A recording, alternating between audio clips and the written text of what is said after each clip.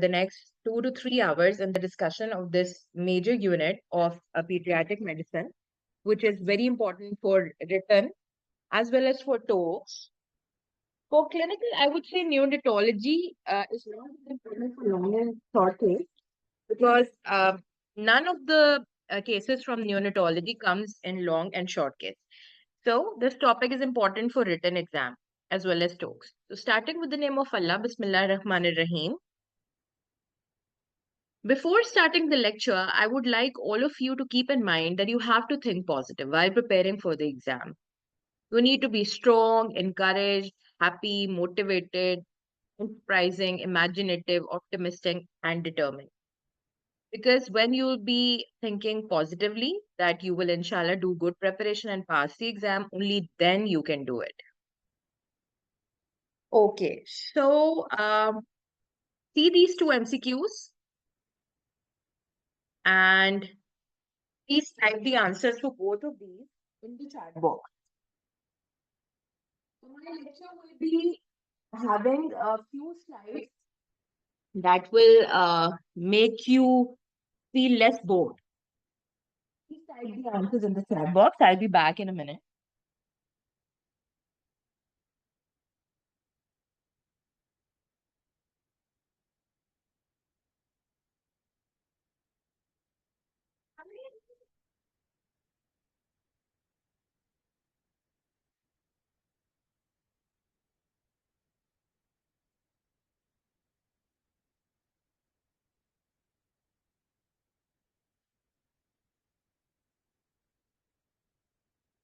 Well, I haven't received any answers from the students.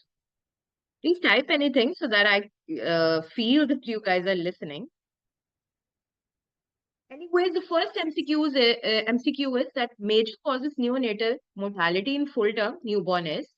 You can see the options and the correct answer is B. That is congenital anomalies.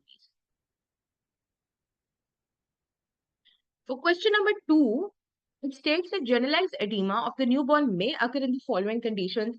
The answer is congenital nephrosis. That is D.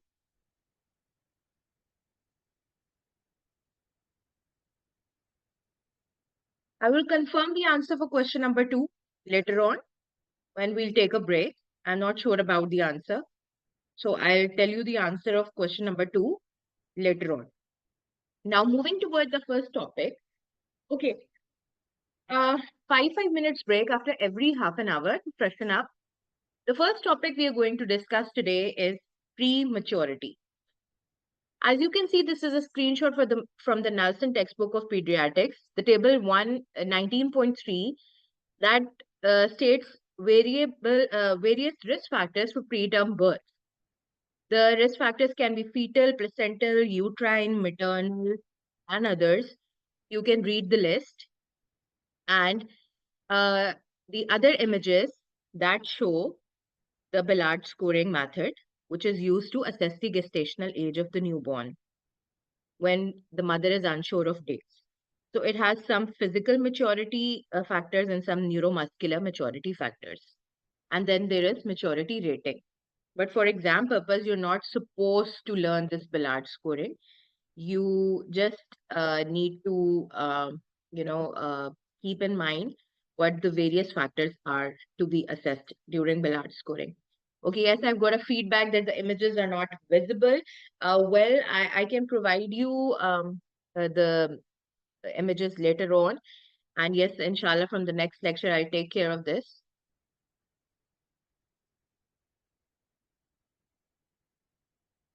Okay, so these are few definitions. Infants born before 37 weeks from the first day of last menstrual period, they are termed premature. And infants who are born before 28 weeks of gestation, they are termed as extremely preterm, whereas infants that are born between 28 and 31 weeks and 6 days, that means that before the completion of 32 weeks, they are termed as very preterm. Extremely low birth weight is used to describe infants with a birth weight of less than 1 kg and very low birth weight are between 1 to 1.5 kg. Low birth weight are less than 2.5 kg, and we know that the appropriate weight for a term baby is 2.5 to 3.5 kg. Birth weight in general is a proxy for gestational age. Preterm birth or birth before the 37 completed weeks of gestation has an overall rate of 11% worldwide. So I'll inshallah give you the figure of rate of prematurity in Pakistan after this lecture. Because in exam, it can be asked, incidence in Pakistan. But in worldwide, we have 11%. Okay, so what are the methods of assessing the gestational age? It is through antenatal ultrasound. Till 14 weeks, ultrasound के ऊपर एक चीज होती है fetal crown rump length, ठीक है? उससे हम अंदाजा लगा सकते हैं about the gestational as correct estimation के साथ. लेकिन 14 वीक्स के बाद जब हमें नहीं पता होता, the mother is unsure of dates, तो fetal crown rump length exactly correlate फिर नहीं करता after 14 weeks with the gestational age. उसके बाद एस्टिमेशन अल्ट्रासाउंड के थ्रू लेस एक्यूरेट हो जाती है. विलार्ड स्कोरिंग जो है उसमें plus minus 2 weeks of gestational age होते हैं, तो you have to keep that in mind. अब जब आपके पास एक extremely preterm and very preterm infant born हुआ है, तो नर्सरी ने क्या करनी है, you have to take care of A B, ठीक है, एंड सी. तो एयरवे क्लियर किया, ब्रीदिंग इनिशिएट हुई उसकी, you have to make breathing is initiated. Umbilical cord and eyes की आपने केयर करनी है, विटामिन के देना है जैसे कि आप नॉर्मल इन्फेंट को देते हैं. लेकिन जो आपको एडिशनल चीजें करनी है वो ये कि आपने हाइपोथर्मिया को प्रिवेंट करना है और आपने उसकी मॉनिटरिंग करनी है, ठीक है, for heart rate and respiration. इसके अलावा प्री टर्म्स को एडवांस रेस्पिरेटरी सपोर्ट की जरूरत होती है as compared to term infants. इसके अलावा इनकी फ्लूइड एंड न्यूट्रिशन रिक्वायरमेंट्स भी डिफरेंट होती हैं from the term infants. You have to take care of this. Preterm infants, they are at increased risk of early and late onset sepsis. So infections का chance ज़्यादा होता है. Optimal temperature जो environment का होना चाहिए है when these infants are born, that should be between 97.7 to 98.6 degree Fahrenheit. हम hypothermia को prevent कैसे करते हैं? By giving kangaroo care and skin to skin contact with the mother. हम ऑक्सीजन तब देते हैं जब उसकी जरूरत हो, because oxygen can be harmful for premature infants. इसकी वजह से हाइपरऑक्सिया हो सकता है बॉडी में, जिसकी वजह से you can have retinopathy of prematurity, right. उसके बाद आपकी जो टारगेट ऑक्सीजन है extremely low birth weight infants में वो 90 to 95% होनी चाहिए, ठीक है, इससे ज्यादा नहीं. और आपको IV amino acids and dextrose फौरन दे देना चाहिए after birth if they can't take feed, ठीक है. अमाइनो एसिड्स की मैंने वैल्यू दी है कि 2 ग्राम पर केजी अमाइनो एसिड्स आपने देने होते हैं इन the first 24 hours after birth, और गोल आपका होता है कि आप उसके बाद 3 ग्राम पर केजी से देना शुरू कर दो. You also have to add IV lipids 3 gram per kg से, ठीक है. और मैटरनल मिल्क आपने देना होता है, बिकॉज मैटरनल मिल्क देने के फायदे ये होते हैं कि इससे नेक का चांस कम होता है, late onset sepsis and BPD that is bronchopulmonary dysplasia and retinopathy of prematurity का चांस भी रिड्यूस करता है. तो अगर आपसे कोई मैटरनल मिल्क के फायदे पूछे इन प्री टर्म इन्फेंट्स, तो ये फायदा है कि इन चीजों से प्रिवेंशन होती है, ठीक है. और इसके अलावा मैटरनल मिल्क फीडिंग जब हम कराते हैं तो न्यूरो डेवलपमेंटल आउटकम्स भी इंप्रूव होते हैं इन प्रीमेच्योरिटी. हमारी कोशिश होनी चाहिए कि हम जल्द से जल्द जो है एंटेरल फीडिंग्स पे बच्चे को शिफ्ट कर दें. अगर हम उसको ओरल नहीं भी दे पा रहे तो नेजोगैस्ट्रिक ट्यूब से हम उसको दे सकते हैं. और ये हमारे पास जो है ना वो लिखी हुई है कि फीडिंग हमने किस अमाउंट में देनी होती है और हमने कितनी कैलोरीज और कितने ग्राम प्रोटीन्स देने होते हैं, ठीक है. तो ह्यूमन मिल्क भी फोर्टिफाइड होना चाहिए. दैट मीन्स कि आपने प्री मेच्योर बच्चे की मदर अगर फीड करा रही है तो आपने मदर को सप्लीमेंट्स देने हैं, ठीक है, या फिर आप special pre mature formula use करेंगे. प्री मेच्योर इन्फेंट्स को आपने एक्स्ट्रा सप्लीमेंटेशन विटामिन की, आयरन की और दूसरे माइक्रो न्यूट्रिएंट्स की देनी होती है, ठीक है. और इसके अलावा ये जो प्री टर्म फॉर्मूला हम देते हैं ये इस high concentration of protein, minerals and trace elements, ठीक है, जो कि रिकमेंडेड होता है. After discharge. इनमें इन्फेक्शन का चांस बहुत ज्यादा होता है, तो you always guide the parents ये इन्फेक्शन फ्री कैसे रखना है अपने इन्फेंट्स को। ठीक है, इसके अलावा प्री मेच्योर इन्फेंट्स में अनीमिया का बहुत चांस होता है। क्यों? वो रीजन क्योंकि इनमें there is impaired erythropoiesis and iatrogenesis due to frequent laboratory sampling. कम होता है जब आप उनके बार बार ब्लड सैंपल्स लेते हैं, तो अनीमिया का चांस ज्यादा हो जाता है। ठीक है, ट्रांसफ्यूजन हमने देनी होती है, लेकिन हमारा टारगेट होता है कि हम हेमाटोक्रिट 40% बिटवीन 40 and 45% रखें। ठीक है, और जो आपके अनीमिया वाले नियोनेट एसिम्टोमेटिक होते हैं, मतलब उनमें अनीमिक हार्ट फेलियर के साइंस नहीं होते, उनमें इवन आप 25% तक भी हेमाटोक्रिट रख सकते हैं। प्रीमेच्योर्स में thrombocytopenia and chances of IVH are always there. इसके अलावा इनमें किडनी एंड लिवर में जो ड्रग्स की डिटॉक्सिफिकेशन होती है, वो भी थोड़ी सी डिप्रेस्ड होती है, तो आपने ड्रग की डोजेस प्रीमेच्योर इन्फेंट्स में थोड़ी कम देनी होती है। ठीक है, very low birth weight infants, they can develop bronchopulmonary dysplasia, retinopathy of prematurity, necrotizing enterocolitis, late onset sepsis, grade 3 or 4 intraventricular hemorrhage and periventricular malacia. ये सारी चीजें हम आगे डिस्कस करेंगे। और जितनी गेस्टेशनल एज लो होगी, मोर्टालिटी उतनी ही ज्यादा होगी। Now talking about the moderate and late preterm infants, definition क्या होगी? Late preterm birth, these are the infants that are born at 32 completed weeks of gestation till 36 weeks and uh, before completed 36 weeks. ठीक है, यानी 37 week, sorry. ठीक है, यानी 32 weeks जब पूरे हो गए, उसके बाद जो बच्चा बॉर्न हो रहा है टिल 36 वीक एंड 6 डेज, यानी अभी वो पूरे 37 वीक्स का नहीं हुआ। मॉडरेट प्रीटर्म कौन से होते हैं? जो आपके 32 कंप्लीटेड वीक्स से लेके 33 वीक्स एंड 6 डेज पे बॉर्न होते हैं। यानी मॉडरेट प्रीटर्म वो हुए जो 32 वीक्स के बाद हुए, लेकिन 34 वीक्स से पहले। ठीक है, अच्छा, क्या रीजन होती है प्रीमेच्योरिटी की? There is spontaneous preterm labour, preterm premature rupture of membranes and multiple gestation. तो ये कुछ रिस्क फैक्टर्स है फॉर प्रीमेच्योरिटी। और जैसे हमने अभी पहले डिस्कस किए हैं, कॉम्प्लिकेशंस इन प्रीमेच्योरिटी वो इन सब में होती हैं, लेकिन क्या चीजें नहीं होती? ठीक है, moderate and late preterm infants में दो चीजें नहीं होती एज कंपेयर टू अदर प्रीटर्म्स। ठीक है, जो इससे भी लो एज पे होते हैं। इनमें एक तो हमारे पास कम चांस होता है आईवीएच का, और एक हमारे पास कम चांस होता है रेटिनोपैथी ऑफ प्रीमेच्योरिटी का।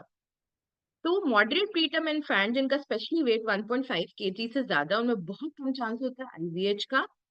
और अगर आपके moderate and late preterm infants का वेट 1.5 kg से लो नहीं है, तो रेटिनोपैथी ऑफ प्रीमेच्योरिटी नहीं होगी। ठीक है, अदरवाइज इनमें बाकी सारी मॉर्बिडिटीज एंड मोर्टालिटी की रीजंस होती हैं। अच्छा, अब इनमें भी आपको राइट आफ्टर बर्थ रिसेसिटेशन की जरूरत पड़ सकती है।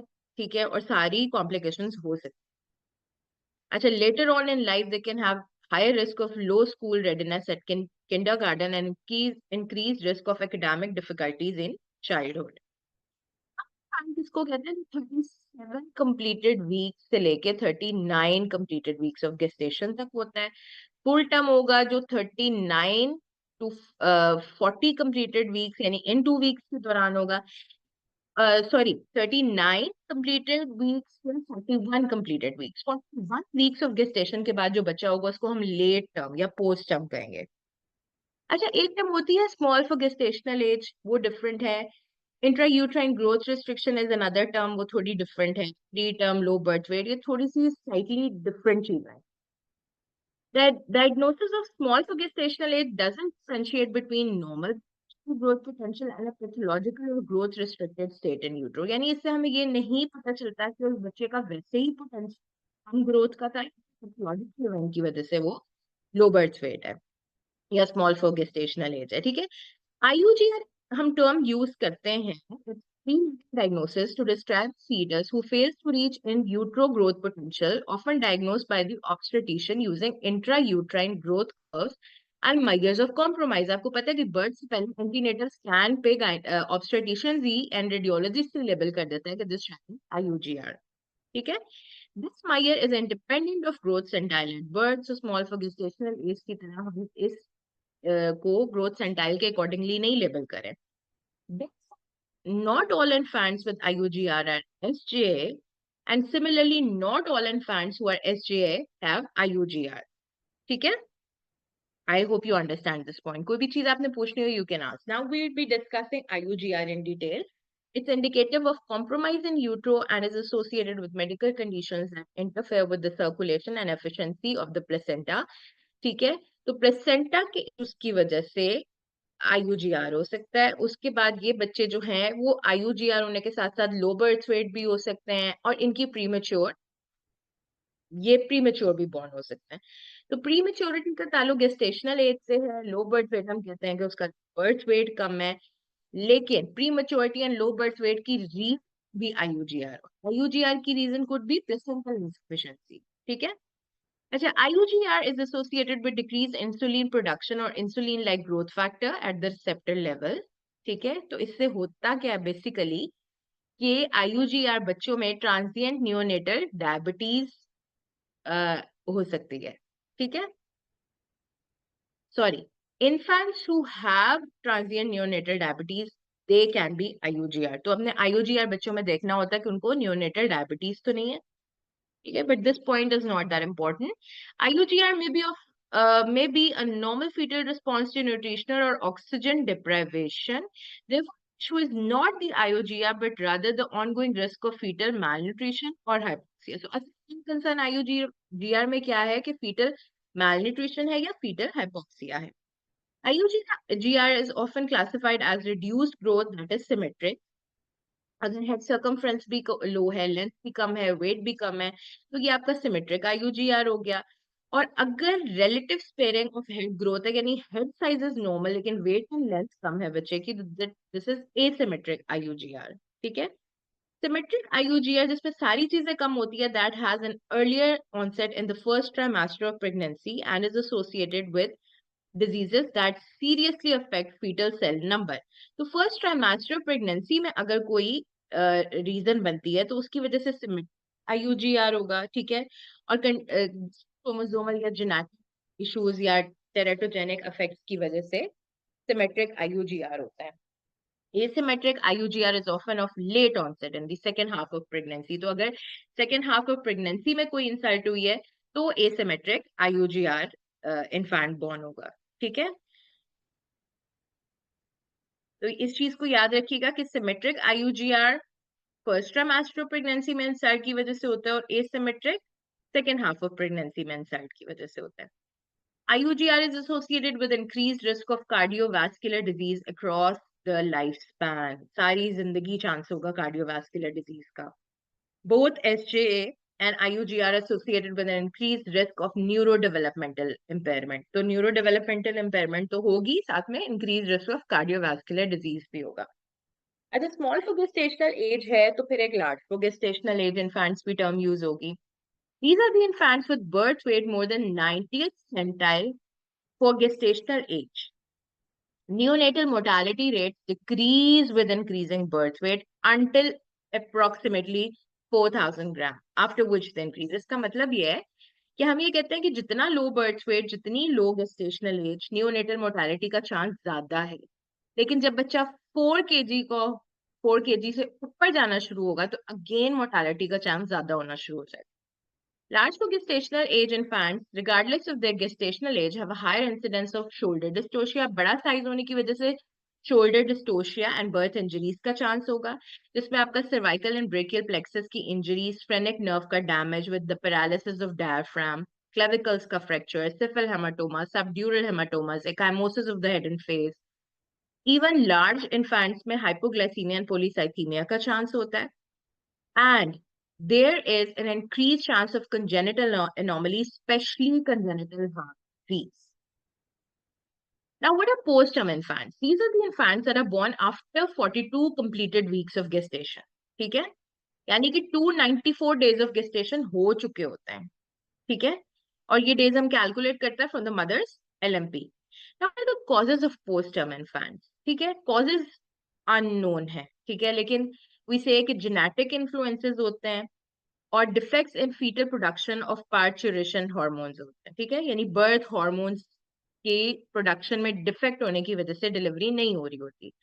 Post term infants are often dysmature, ठीक है, ये ओवर मेच्योर हो चुके होते हैं। They have normal length and head circumference but they have decreased weight, यानी इनका वेट कम होना शुरू हो जाता है, ठीक है।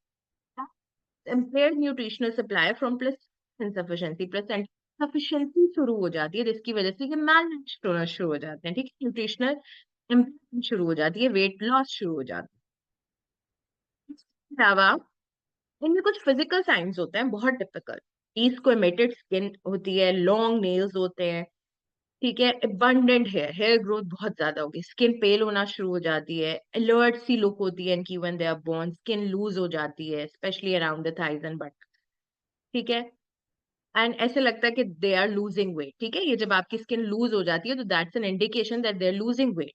Meconium stained nails, skin, vernix, umbilical cord and placental membranes. You know, जब meconium pass होता है तो that is an indication that there is fetal distress. तो meconium staining ये show करता है।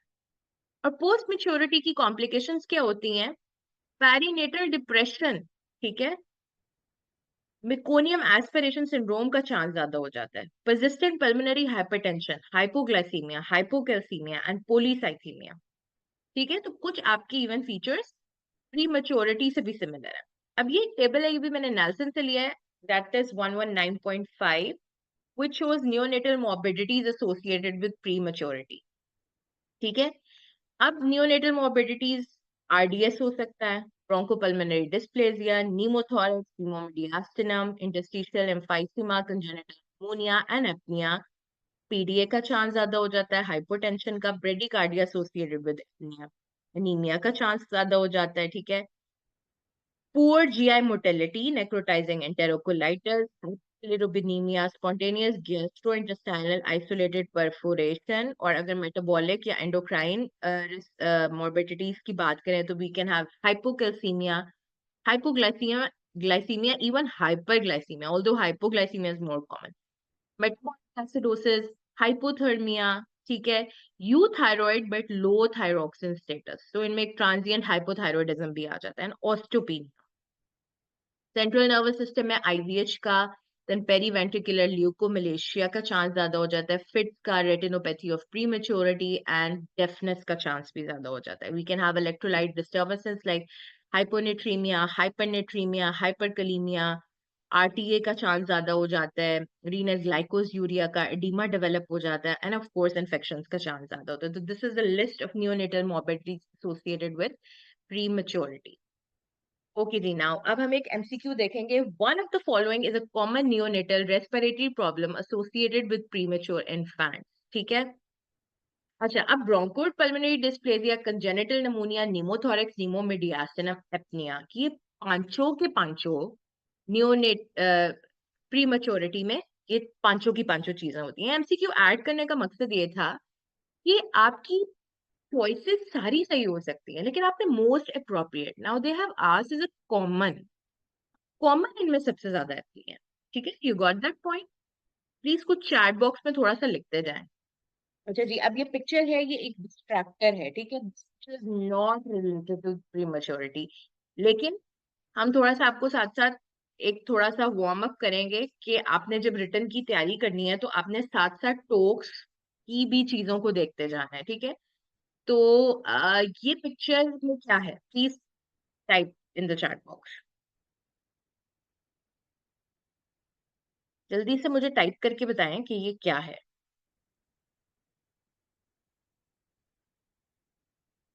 वेल अब आप लोग टाइप नहीं कर रहे हैं। Oh, omphalocele. Very good. This is omphalocele. Okay, someone is saying that there is voice fluctuation. Well, I think the internet connection from my side is all fine. Please check your internet connection, and if anyone else is facing this problem, then do let me know. I'll check my connection. अच्छा जी, अब आगे चलते हैं, आधा घंटा हमारा गुजर चुका है। जल्दी से हम देखेंगे कि हाइपरथर्मिया हम किसको कहते हैं। हाइपरथर्मिया जो है that is an indicative of some serious infection, ठीक है। सीरियस इन्फेक्शन में फीवर हो भी सकता है और हाइपोथर्मिया भी हो सकता है, ठीक है ना। अच्छा, अब अगर हाइपरथर्मिया हो ही गया है तो हमने बैक्टीरियल इन्फेक्शन को जरूर रूल आउट करना है इन नियोनेट्स। और आपको पता है नियोनेट्स हम कहते हैं किनको है, the infants till 28 weeks of gestation, ठीक है।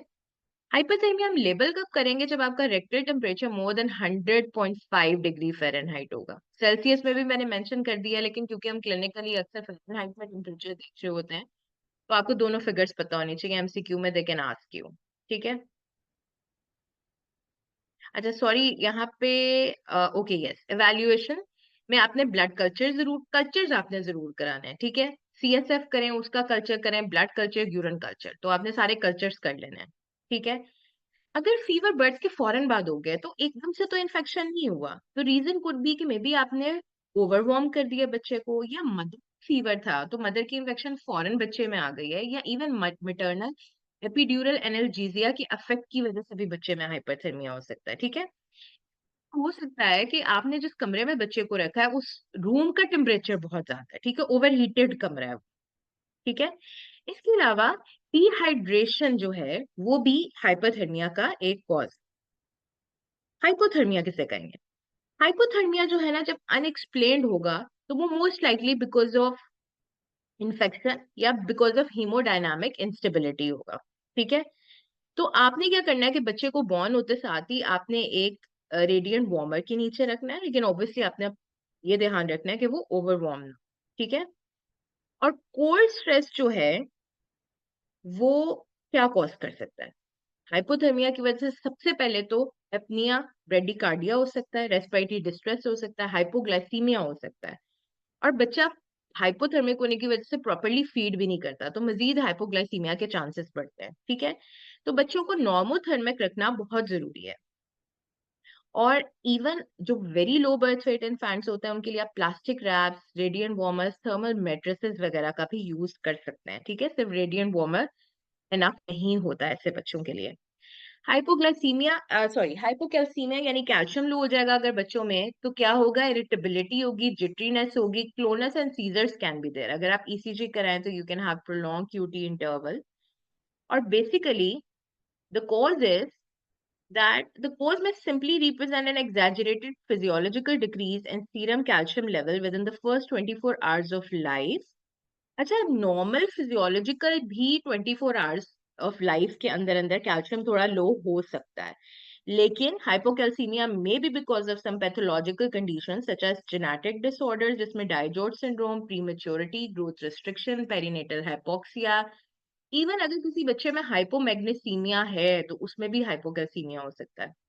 Hypercalcaemia and hypomagnesaemia are interrelated, we know that. Maternal diabetes में भी चांस होता है हाइपोकैल्सीमिया इन इन्फेंट का। हाइपोकैल्सीमिया टर्म इन्फेंट्स में ज्यादा कॉमन होता है as compared to preterm. इस चीज को याद रखिएगा, उसकी रीजन ये है कि हाइपोकैल्सीमिया जो है वो टर्म इन्फेंट्स जो formula feed, sorry hypocalcemia is more common in term infants receiving formula than in those exclusively receiving breast milk। यानी जो बच्चे टर्म पे बॉर्न होते हैं वो जब मदर फीड कर रहे होते हैं तो उनमें हाइपोकैल्सीमिया का चांस कम होता है as compared to those who are taking formula feed. Hypocalcaemia की वजह से मोस्टली बच्चे एसिम्टोमेटिक रहते हैं, ठीक है। और हमने जैसे उनको गुड न्यूट्रिशन, मदर फीड देनी है, मदर को कैल्शियम की सप्लीमेंटेशन देंगे और उनको मॉनिटर करते रहेंगे। लेकिन कुछ में जिनमें साइंस आना शुरू हो जाते हैं हाइपोकैल्सीमिया के, उनमें हमने आईवी और ओरल कैल्शियम रिप्लेसमेंट देनी होती है। हाइपरमैग्नीसीमिया पढ़ेंगे, then we will take a short break of 5 minutes. What is hypermagnesaemia? अभी तो हमने बात की थी कि हाइपोकैल्सीमिया में बी एसोसिएटेड विद हाइपोमैग्नीसीमिया, लेकिन हाइपरमैग्नीसीमिया जो है that is most often caused by maternal administration of magnesium in the perinatal period for treatment of conditions such as preeclampsia, preterm labor, and as prophylaxis to mitigate brain injury associated with preterm birth। ठीक है, जब preterm में birth का chance हो तो mother को magnesium लगा देते हैं, मदर में प्रीएक्लेम्शिया हो तो मैग्नीशियम लगा देते हैं, ठीक है। तो होता क्या है कि बच्चे में हाइपर मैग्नीसीमिया हो जाता है उसकी वजह से। These infants usually present with science at birth के फौरन बाद, ठीक है। और खुद ब खुद वो नेक्स्ट 24 to 48 आवर्स में इंप्रूव हो जाते हैं। सिम्टम्स क्या होते हैं हाइपर मैग्नीसीमिया के?